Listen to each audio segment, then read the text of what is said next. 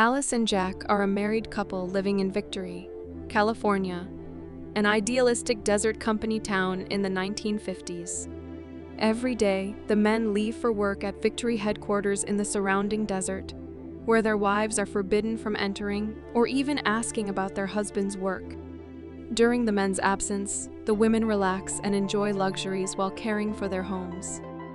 Alice's days are spent with the other wives, including her best friend Bunny.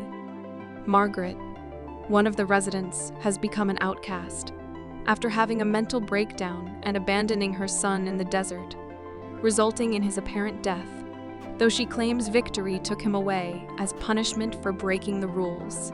At a party hosted by Victory's enigmatic founder, Frank, Alice witnesses Margaret's husband trying to administer medication to her after an outburst.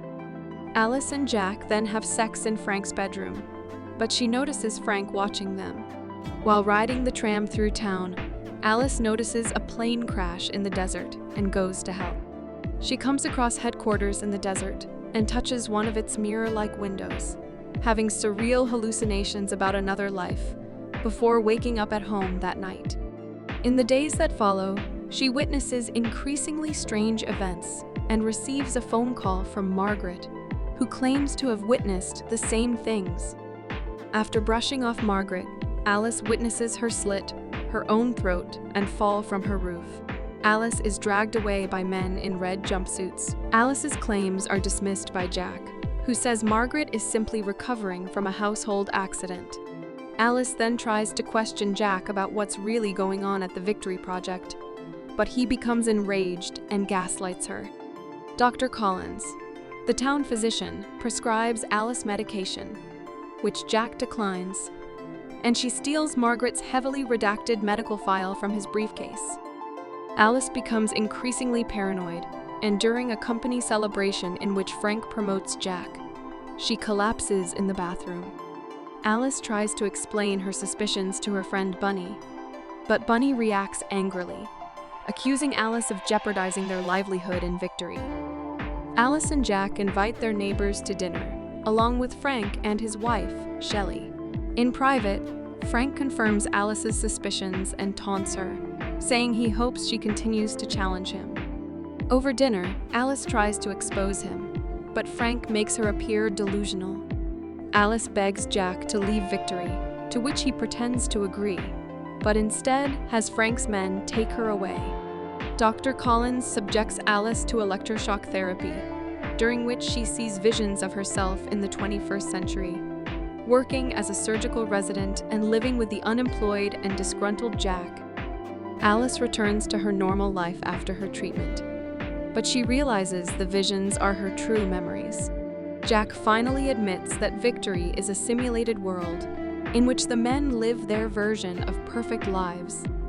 The women they have forced into the simulation are unaware of their lives, and Victory itself do not exist.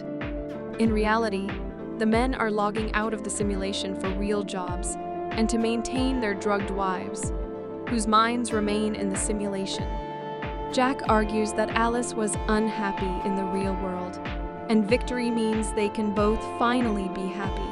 But she is furious at him for putting her in the simulation without her consent. Jack begs her to stay, forcefully holding on to Alice, forcing her to smash a rock glass over his head, killing him in both the simulation and reality.